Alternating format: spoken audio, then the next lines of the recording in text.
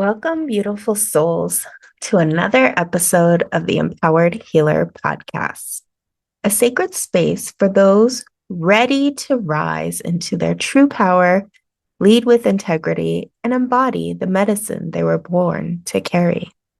I'm Songbird Grandmother, and today we're diving into a topic every spiritual leader will face at some point: when the path feels completely unclear. Have you been asking Spirit for guidance and all you hear is silence? Have you done the work, years of healing, training, building, and yet you're sitting in uncertainty, wondering, what now? If this sounds familiar, you're not broken or off your path. In fact, you're in one of the most sacred initiations of your life. This episode is for the healer who feels lost in the in-between. The old way has ended, the new way hasn't fully arrived, and the silence feels deafening. Today, I'm going to share why confusion is actually a sign of spiritual evolution, the real reasons clarity disappears, and practical steps you can take to navigate this sacred threshold with grace instead of fear. Stay with me until the end because I'm going to share something that can shift everything for you. So welcome. Here we go into episode 12 of the Empowered Healer podcast. And this is really a sticky icky. And I know for many of you out there who are in this sacred transition, in the sacred moment of initiation, this can be super frustrating. So we're just going to take a nice deep breath in and out, and we're going to dive into one of those sticky, icky situations. One of the main lessons that we each come in to really overcome and master: confusion and doubt. So take a nice deep breath in and out, get some water, get your pen and paper, and let's just dive right in. So why spiritual confusion happens? Is there a why? Well, let's just get into it. Let's get this straight. Confusion is actually not your enemy. And I know it sometimes can feel like that, right? But it's a sacred doorway. It oftentimes leads you to certainty and clarity. Spirit often removes clarity because the old way of doing things has ended. And I always liken it to the floor underneath you being temporarily removed because there's a new floor coming in, a new foundation, a new upgrade. But you have to get rid of that old clanky floor first. You might be feeling called to something new, but the path isn't visible yet. And this space of the in-between is a very powerful spiritual initiation. I know in the spiritual new age, they call it from going from the third dimension to the fourth dimension to the fifth dimension. But in the ancient way, it was transformation. It was growth. It was metamorphosis. It was a sacred time to go within, to go deep, to really emerge like the caterpillar who goes into the cocoon, knowing that one day it will get its sacred wings and fly. But before it gets its wings and flies, it essentially goes through a massive death. The butterfly is not yet there, and the caterpillar is completely absorbed. And in between the caterpillar and the butterfly is struggle. It struggles to break free from the cocoon. And when it doesn't struggle, it dies. It's a really interesting thing because if you do not struggle, you do not make it into the next evolution. And so when you're in this space of spiritual confusion, spiritual doubt, spiritual questioning, you are in a place of struggle. And some of the struggles that show up are ancestral interference, which are patterns and beliefs inherited from your lineage that create resistance to new ways of being. And if you would come from family that was safe, secure, taught you to doubt your gifts and who you are, and perhaps even went against your spiritual knowing. If you were raised in a religion that didn't support spiritual initiations, when you go through a spiritual initiation, it can be quite daunting because now you're dealing with patterns that you grew up with, ideas that you grew up with that counter what you are actually experiencing. They completely negate each other. They don't go together. They're like oil and water. And that can be very confusing because if you have religious ideologies that you grew up with that are completely different than what you are spiritually evolving into, you will have massive confusion, doubt, and mistrust because you are clinging to safety because that is a safe path versus stepping into the unknown, the great mystery. I see this a lot, especially here in the West, where people may have grown up thinking that the spiritual path, the shamanic path, the ancient path, the old ways is evil. It's demonic. It's against everything that you were taught. And when you have spiritual gifts, you may have grown up in families that taught you to reject them, to turn them off, to shove them under the rug. And unfortunately, at some time in your life, those gifts reemerge. And for most women, it's the sacred doorway of 40 and especially 50 that these gifts really start cranking it up. And the dream world will definitely start activating your empathic abilities, your spiritual gifts, which can be anything from prophecy to seeing to knowing to feeling to hearing to smelling, you name it. When you're connecting to spirit, it comes through the senses. And at some point, you can shove all you want, but at some point, they reemerge and they wake up and they want to be seen, heard, and expressed. They're in your bones, they're in your DNA, they're in you, and you were chosen.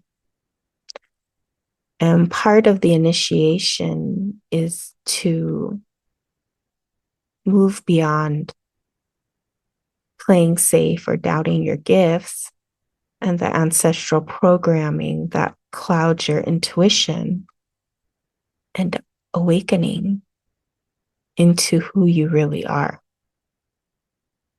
So confusion in this sense is not confusion. It's like a veil around your eyes that you remove. It's like being born with a big cloth on your eyes. And at some point, you're like, why can't I see very good? You start clearing the eyesight. You start meditating. You start praying in a different way, not the please Jesus help me, but the real prayer of connection, of deep reverence, of activating what we call the third eye, that pineal gland, and not being afraid of it, but awakening it and diving in and removing that veil that's there from years of religion, fear, scarcity, lack. There's a lot to this. Another reason why confusion happens is there's energetic clutter. And this is energy that's not yours. You might be carrying your mother, your father, your grandma, your grandpa, your boss, your brother, your sister, your cousin, the whole world. You might be carrying energy that isn't yours, old fears, doubts. Here's a big one: other people's expectations. And they muddy your inner knowing. They muddy the waters. They muddy what you know to be true in your heart. And then there becomes the tug, there becomes the push and pull of the old and the new. And then we call that confusion. You're not confused. It's just that you are carrying other people's burdens that have now become yours. Very common with empaths. Empaths pick up every debris in the neighborhood. If there's a slight wind in the air, the empath will catch it. And this is why an empath journey is all about boundaries. And if you're an empath, you know what I'm talking about, especially around those narcissists. Stay away from the narcissist. As like the magnet of all magnets. If there's an empath, there's a narcissist. And it could be mom, dad, brother, sister, partner, girlfriend, wife, who knows, husband. It can be a lot of different people. And when you're an empath, you are their food. And the problem with an empath is empaths always say this: I don't know what is mine versus someone else's. That's what we call boundaries. Because if you don't know who you are, you can't know what you do. You can't know how to work in the spirit worlds, and you can't know how to work with the human world, because you first have to know thyself. You have to know, how do you think? What do you think? What is you and what is not you? Because empaths absorb. And one of the primary issues with empaths and biggest initiation is people pleasing, bending and changing who you are for another's pleasure, for another person's pleasure.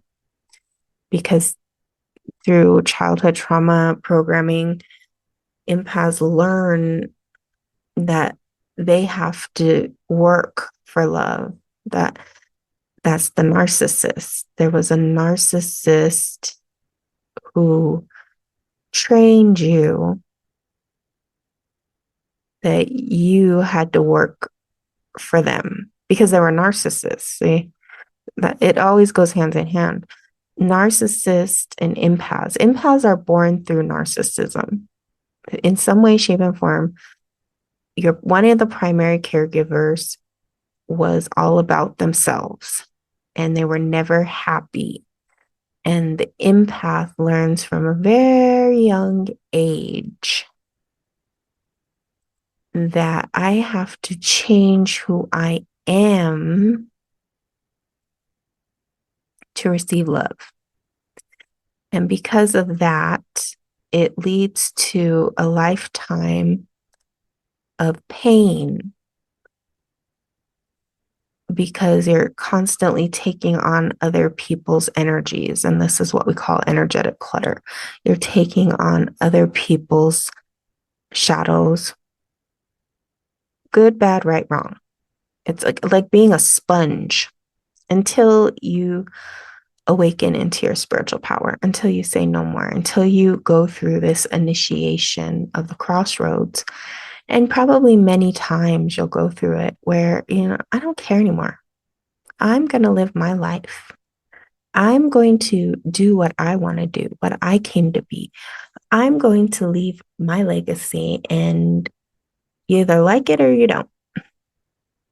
And then empath becomes what they truly are, which is a transmuter of energy. Instead of taking on the energetic clutter, you transmute the energetic clutter. So when the aura and the vibration is activated, the empath walks into a room and changes the whole frequency. That's the power of an empath. It's not you absorb it. See, that's that wounded healer aspect. In true empath power, you activate, clear, release, and transform energies. That's why empaths are very powerful when they step into their full power. It's because they are not meant to take it on. They are meant to transmute it and get rid of it. That's an empath. It's because you're supposed to feel it, but then what are you supposed to do with it? You're supposed to get rid of it. You're not supposed to take it on. You're supposed to transmute it. And I never hear that in the spiritual new age. I've met every kind of empath. I myself have empathic gifts. And throughout my journey, it was always, you're going to have to learn to release and do all these clearing techniques and shielding. And ultimately, in the beginning, maybe, but at some point in your evolution, it really is about, let me get rid of that. Let me stop it. Let me transmute that. Let me walk into the room and shine and transmute whatever negativity, whatever pain, whatever suffering, whatever is in the room that is cluttering up the frequency. And then when we talk about ancestral healing, that's the same thing, is that the empath is there as the black sheep to completely transform the lineage, to completely shatter the trauma and transmute it to love. That's why it's a powerful path. The next issue of confusion, another reason why many people are confused, is soul contracts unfulfilled. And this is what we call karma. Deep spiritual agreements made before incarnations that can hold you back, aka cause you suffering until the soul's conditions are met. So sometimes you may have to go through very rough relationships, initiations, narcissists to get your power. And that is a massive undertaking that causes a lot of doubt, because a lot of times, that's what they call here we go, twin flame. No offense, twin flames. But a lot of times that's what that is. It's not anything as it's highlighted to be, but rather twin flames are very harsh soul contracts that awaken and burn you. That's why it's called a flame, twin flame. You would rather have a soulmate, a kindred spirit. But that just sounds softer. Just listen to it. Oh, I've met my soulmate. Oh, I've met my twin flame. You're already in flames. Um, and a lot of times that's that empath narcissist contract. And if you go and you look, just go look twin flame up and see what people suffer with. You'll see what I'm talking about. They're constantly running. We just can't get it together. They're married. Just huge age gaps. There's this constant trauma being triggered. There's some kind of obstacle. A lot of times, twin flames lead to soulmates. They lead to the kindred spirits. They lead to the one who it's just so easy. That's really what you want to be hearing. That's the from karma dharma switch is, wow, I just can't believe how easy this relationship is. I can't believe we never fight. I can't believe we always want to be together and we just enjoy each other's company and we can do independent things, but we're not constantly bickering or arguing or being triggered by childhood traumas or just like a river flowing. And sometimes that sounds boring to people. I've actually had clients say, that's really boring. I'm like, yeah, doesn't that sound nice? Just a river flowing after tumultuous twin flame universe. That's another subject. But doesn't that just sound good? And people say, no, that sounds awful. I like the bad boy or girl. I like rescuing. I like when somebody needs me. And then that's when you know that you haven't done the shadow work. Because when you are really in that space of ready to really evolve, those soul contracts get finished quick. They get really done really fast. And it's because your soul is quickening you into that next chapter, out of this crossroads into the next road. So, the symptoms you're in spiritual transition is you have a clear vision, but no motivation to move towards it. Ooh.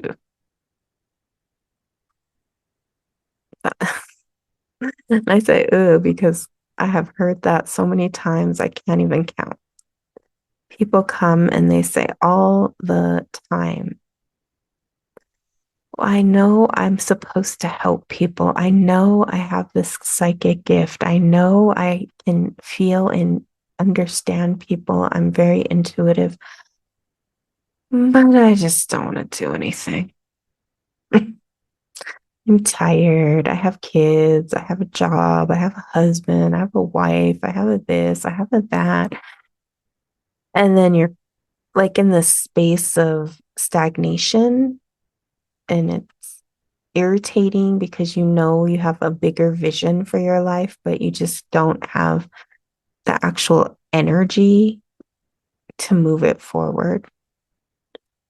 And it's not confusion, it's just lack of motivation. It's lack of confidence in most situations, or it's fear.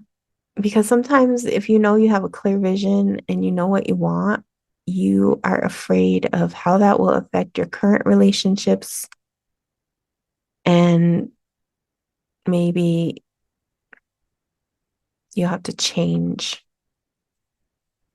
You have to change things. You might have to change your job. You might have to change the person you're married to.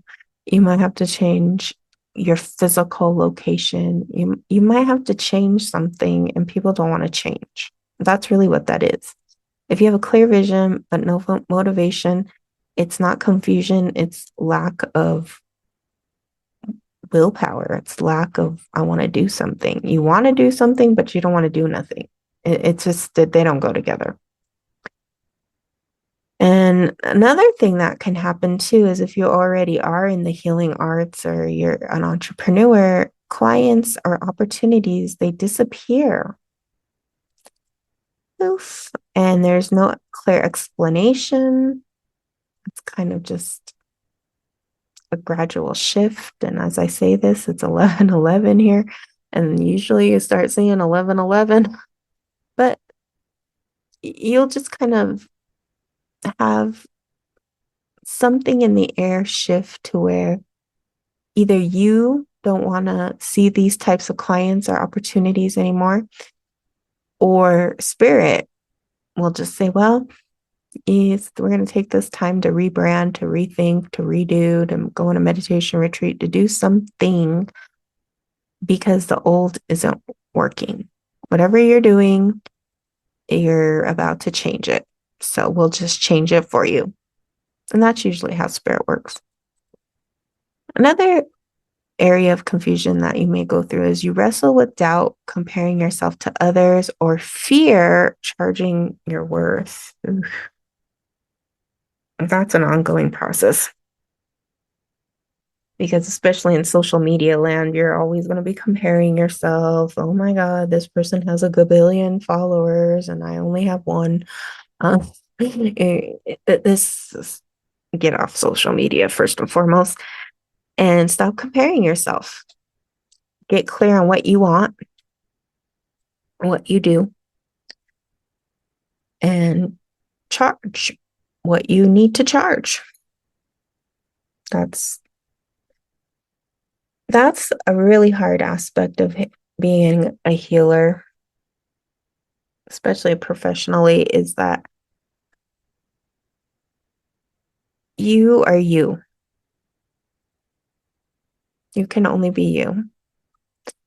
You have specific gifts, talents, spiritual beings that work with you, and that's you.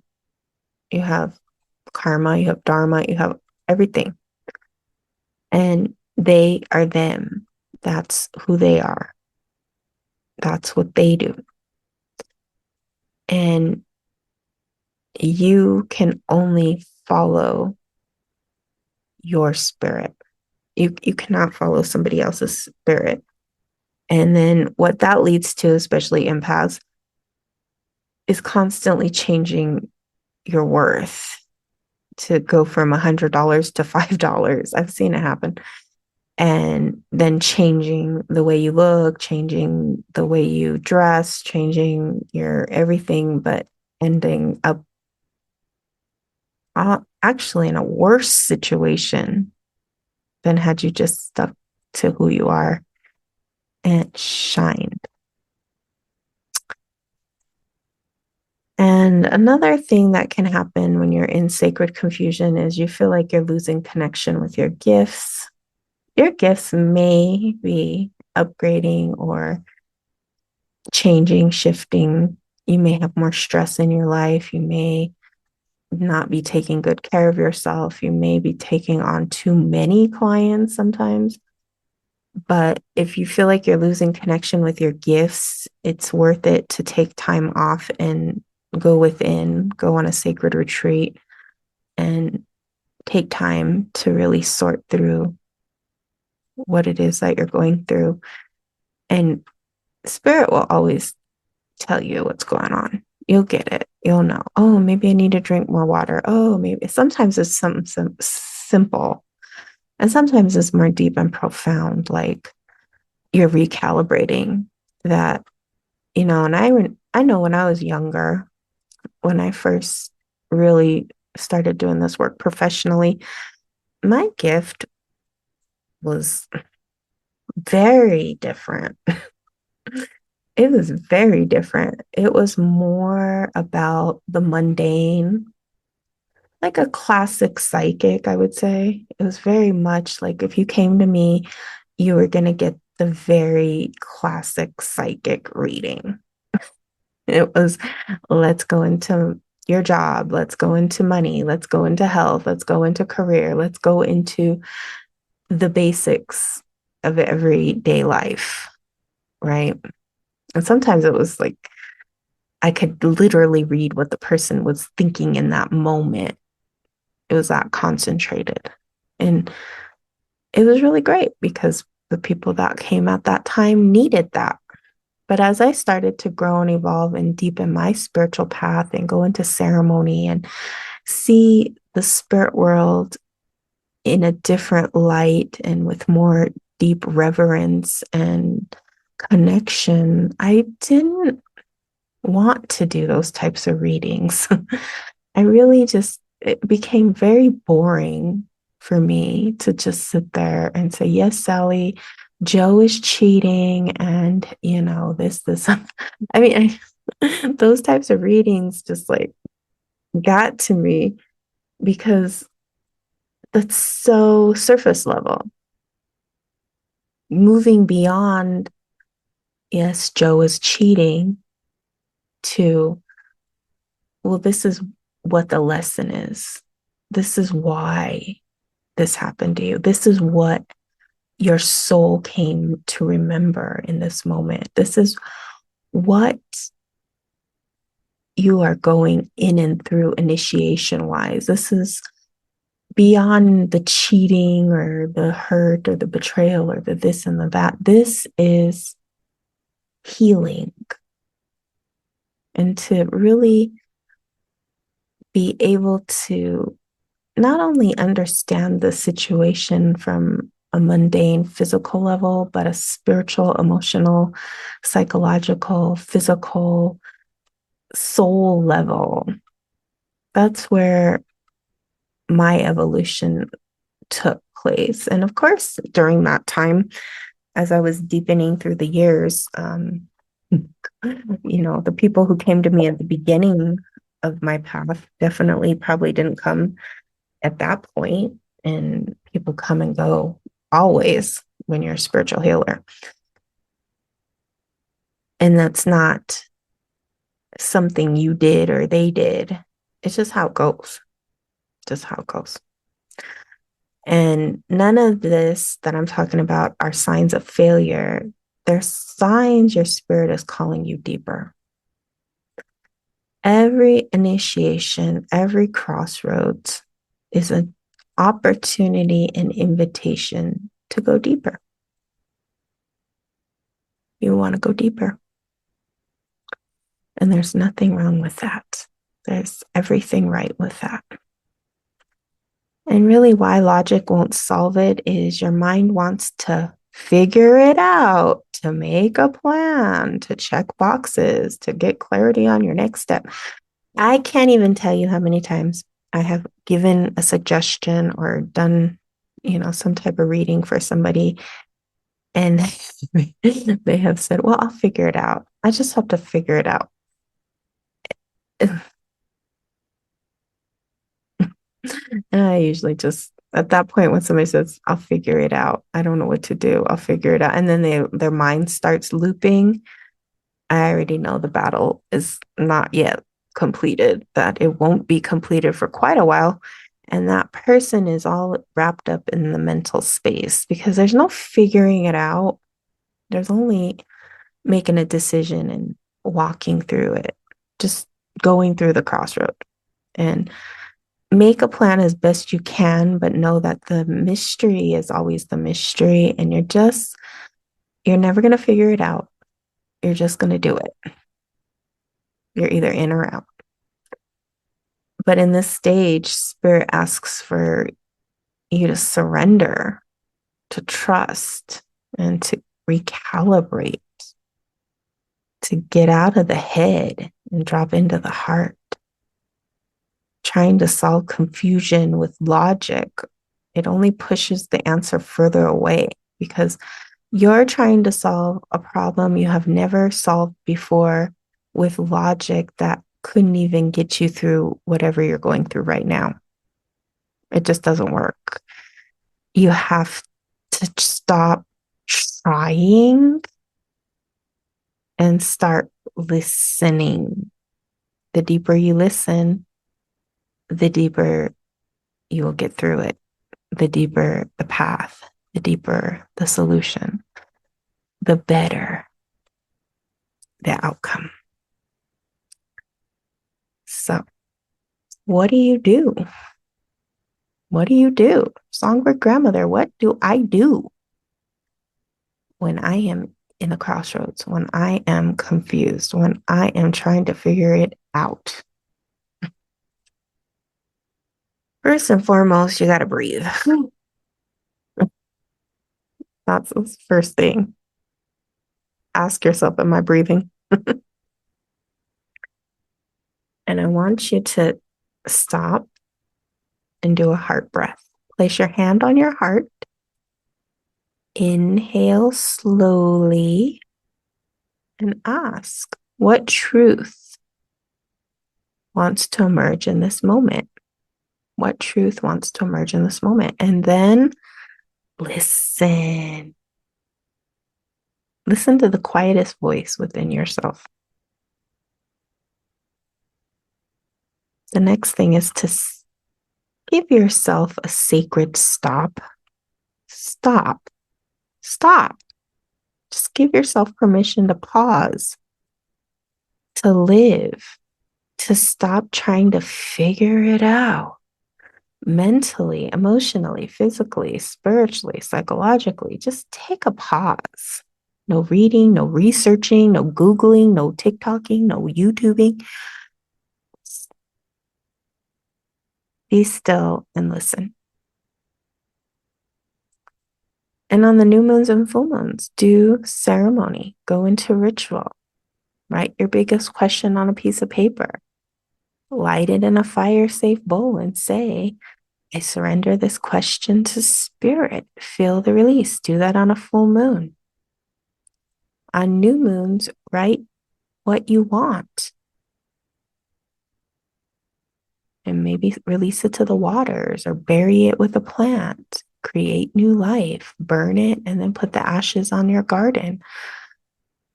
Create rituals, create moments to connect to spirit. Go back to the ancient cycles of the moon